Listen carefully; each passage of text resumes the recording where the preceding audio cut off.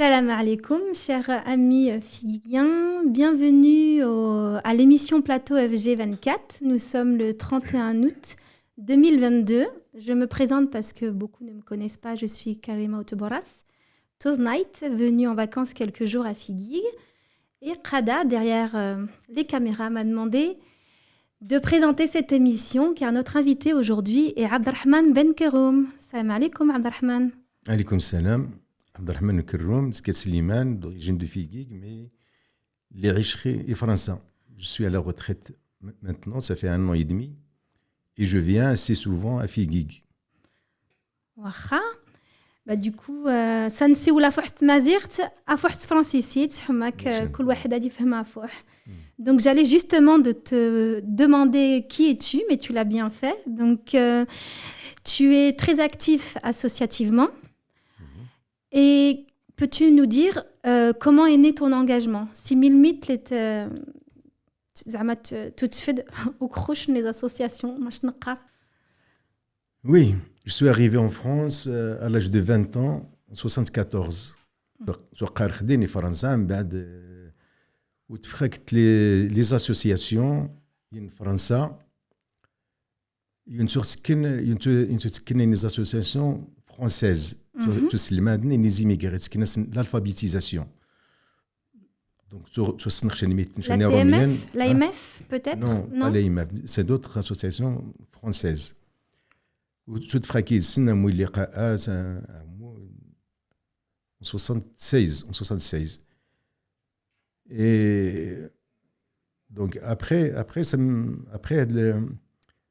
les associations, donc après, en 81, donc, quand les socialistes sont arrivés, et Mitterrand, c'est lui qui a ouvert les associations issues de l'immigration.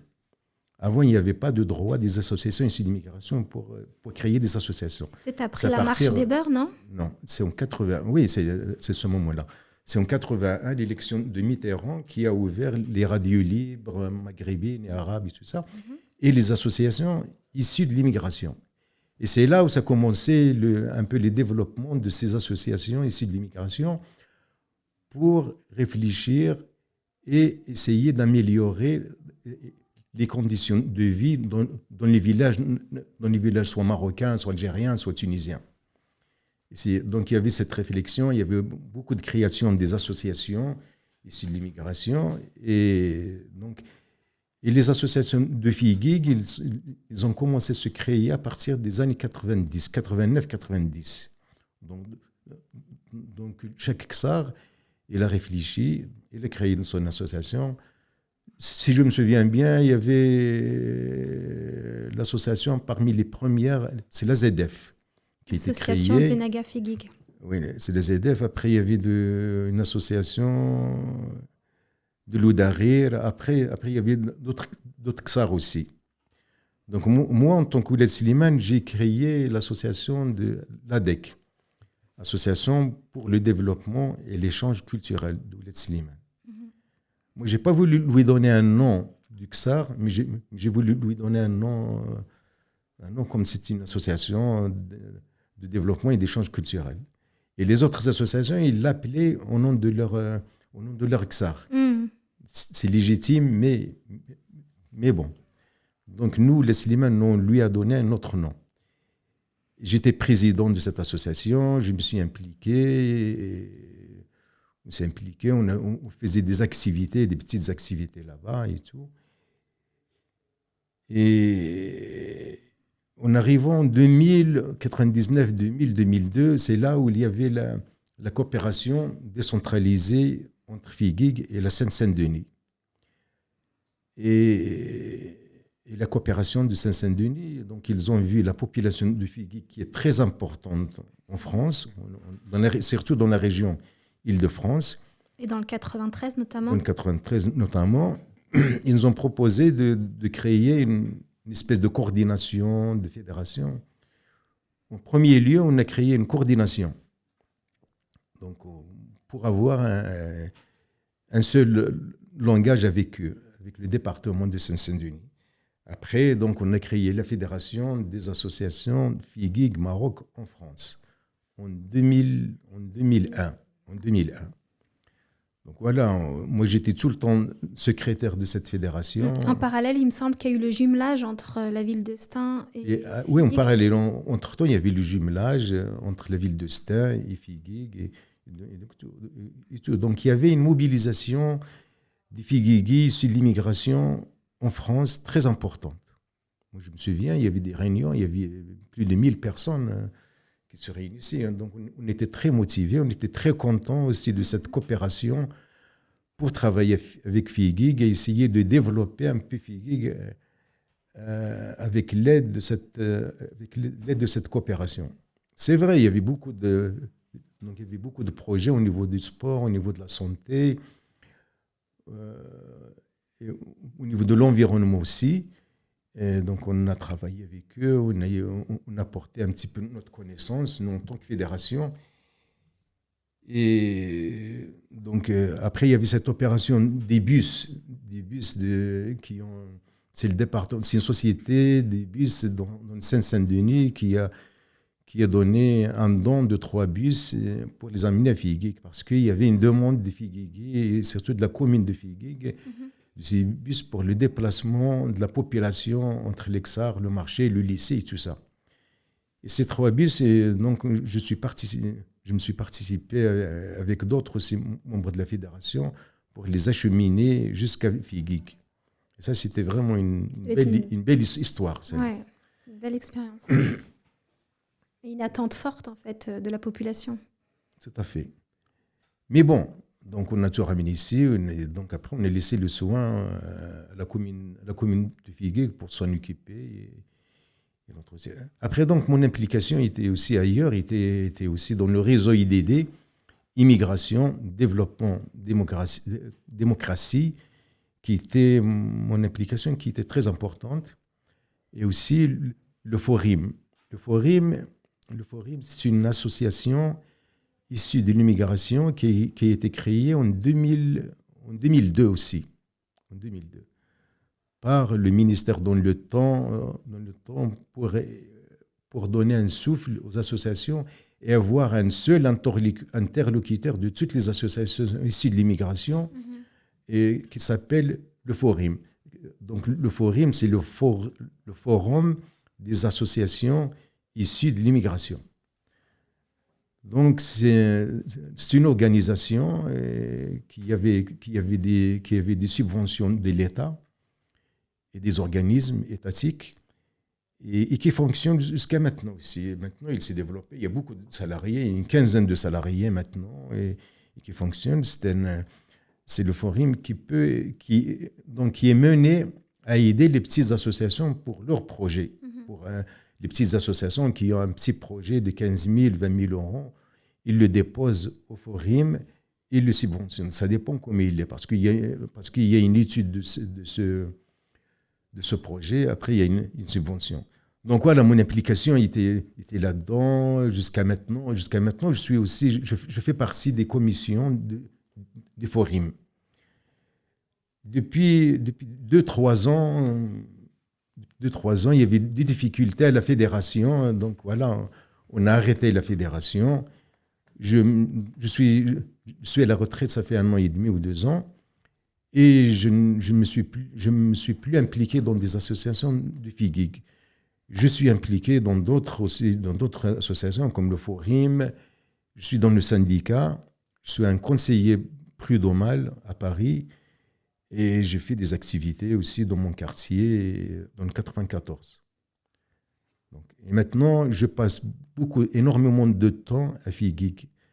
Je m'occupe un peu de ma maison, de la maison de mes parents. De ton jardin. Mon jardin de mes parents, les dates et tout. Donc voilà.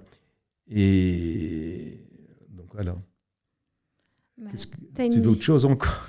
Écoute, tu as bien résumé les choses que je voulais évoquer. Donc, ton engagement, comment il est né, tu m'en as fait part. Parler un peu de toi et ton parcours associatif. Donc, tu as parlé de ton association, l'ADEC. Tu as parlé de la FAF, Fédération des associations de Figuig. Tu as parlé de IDD, Immigration, Développement, Démocratie, et du Forum.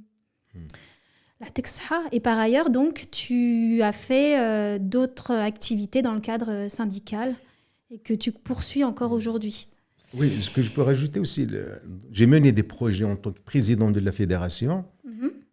Et toi-même, tu étais un membre de la fédération. On a fait des projets, par exemple, sur le centre des nomades, à 30 km de Figuig.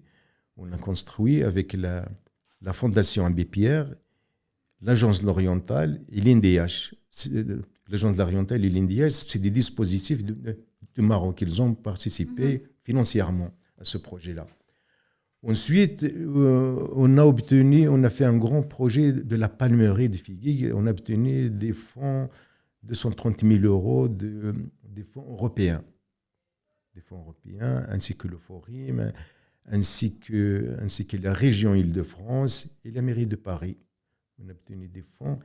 Mais malheureusement, ce projet-là, on a voulu le réaliser avec une association ici à Figuig. Ça n'a pas marché. Ça, c'est désolant, parce que c'est un projet qui était destiné aux jeunes agriculteurs qui n'avaient pas de salaire, et on leur a fait un salaire et des formations. Mais malheureusement, ça fonctionnait à peine un an. Ça, c'est décevant. On peut que saluer ton engagement, le fait d'avoir accompagner le projet. Et après, dans toute association, il y a des comment dire ça, ça se concrétise et puis des fois, ça ne se concrétise pas. Oui. C'est ça. Les projets de développement sont très difficiles. On peut pas imaginer des projets de développement. Un projet de développement, il y a une étude, il y a une réalité là-dedans. On ne peut pas l'imaginer. Et c'est regrettable parce qu'ici à Figuig, la majorité des associations, quand ils font un projet, ils imaginent des choses. On ne peut pas imaginer un projet.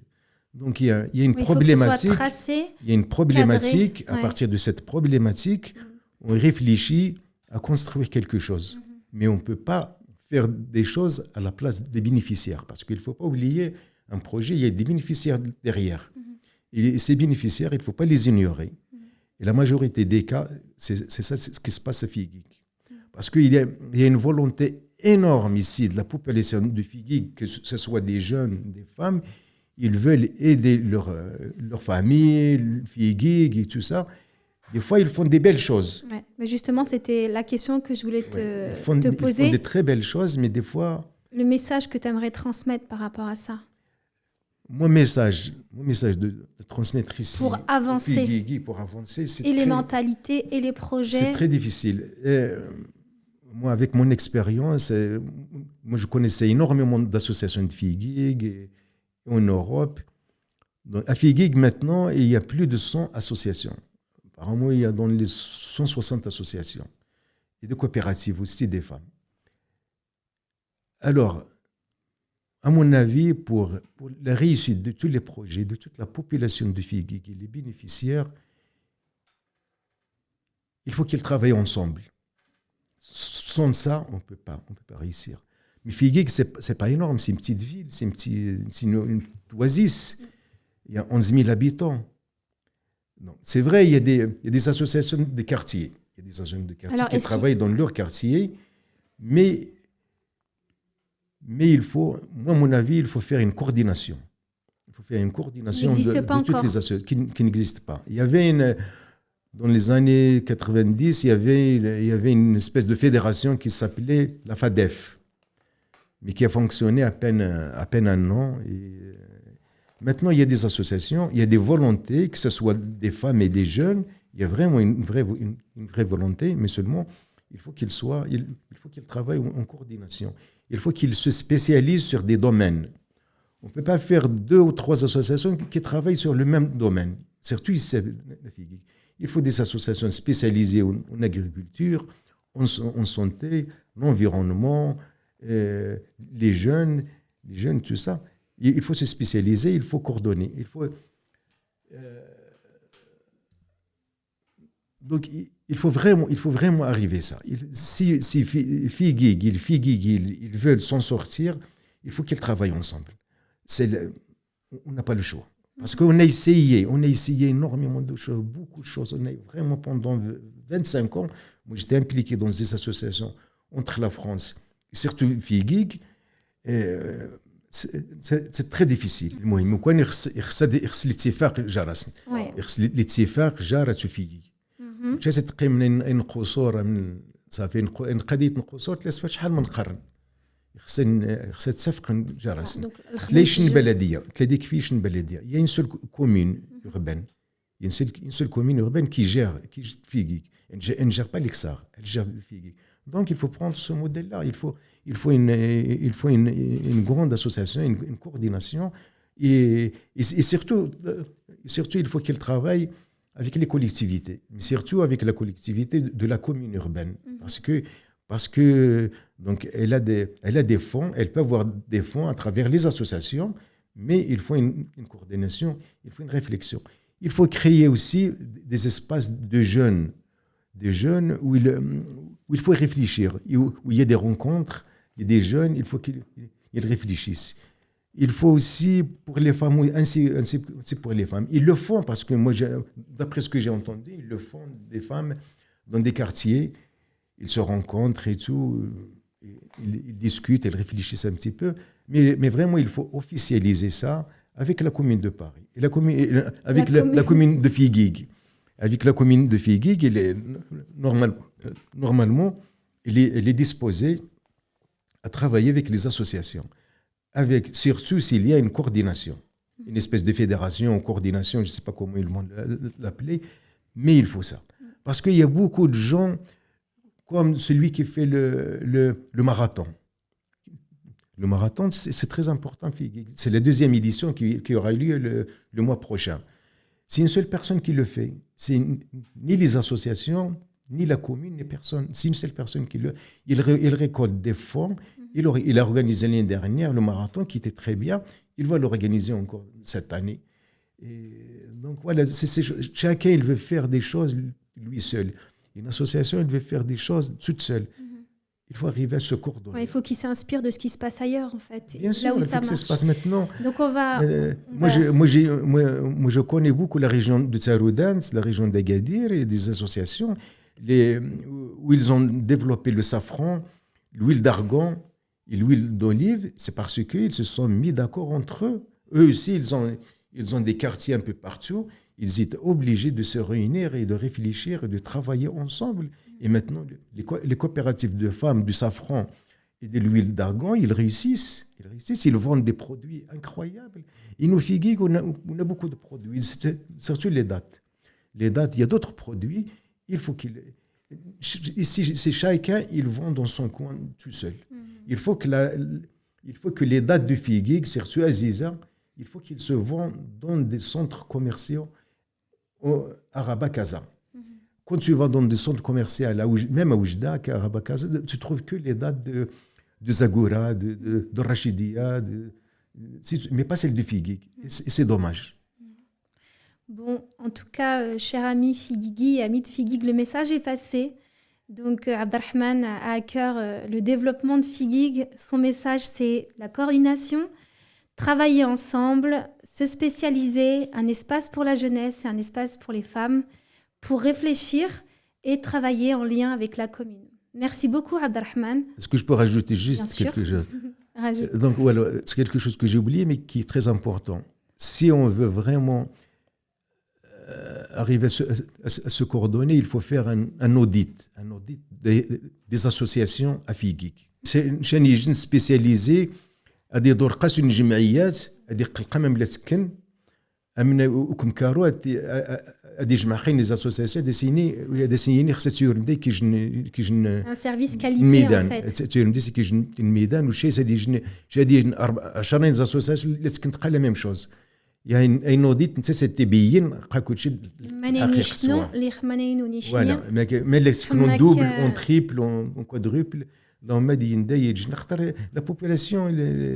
C'est vrai que c'est important, c'est bien que tu aies souhaité le rajouter. Donc la piste, ce serait de réaliser un audit. Il faut travailler avec la commune de FIGIG.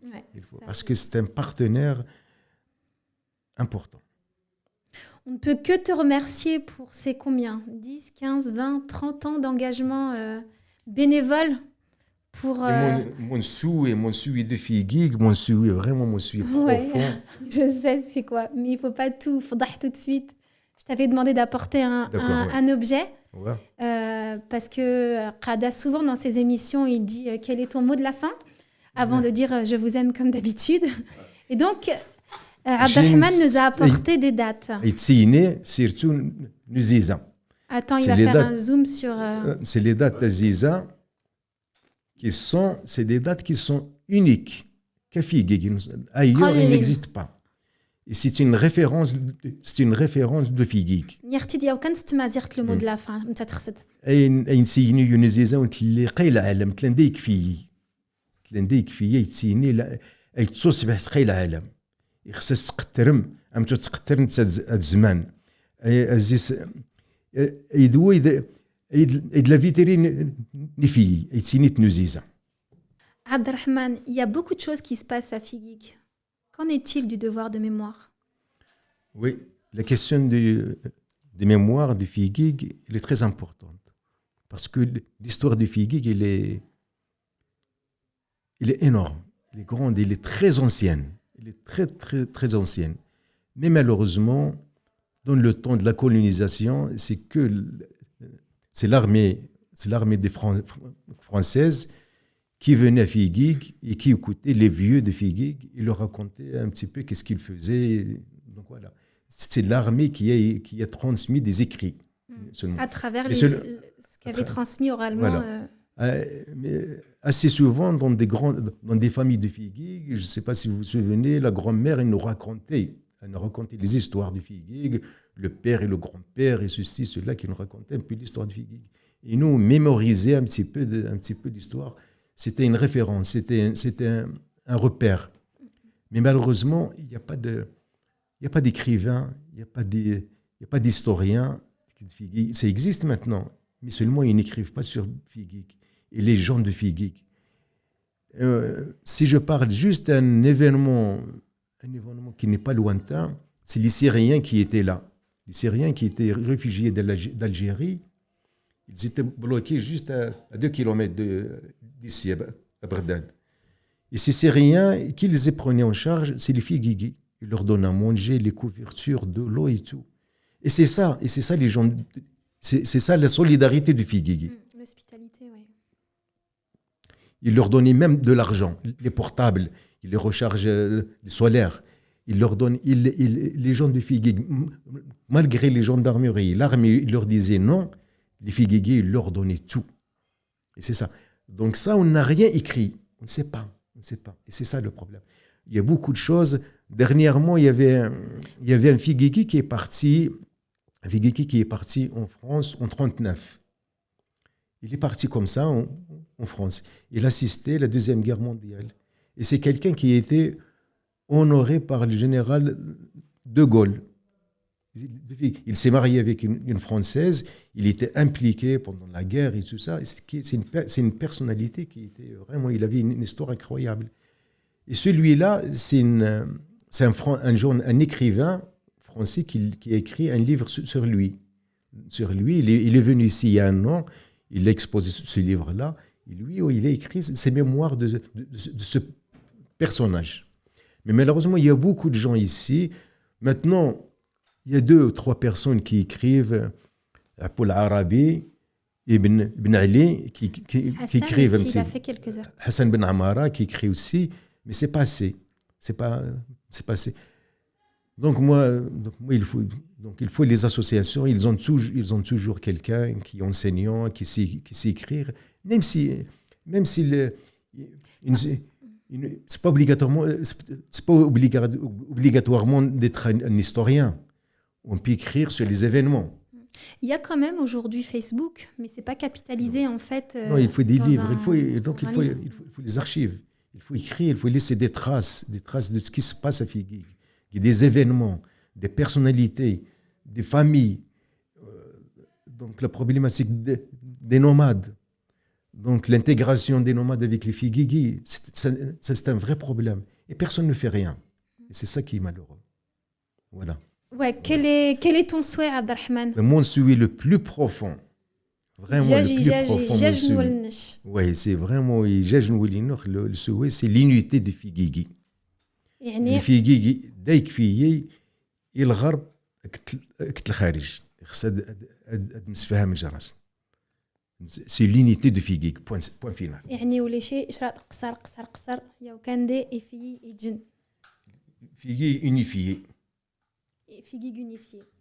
Merci beaucoup Abdelrahman d'être venu aujourd'hui pour cette émission et nous faire part de ton parcours et tous les messages que tu as partagés ainsi que les perspectives pour le bien-être de Figuig.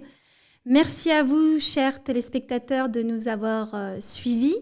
N'hésitez pas à transmettre le message, un message clair, et n'hésitez pas aussi de partager, liker pour FG24. Et comme dit Qada, je vous aime comme d'habitude. Merci beaucoup. Merci Qada.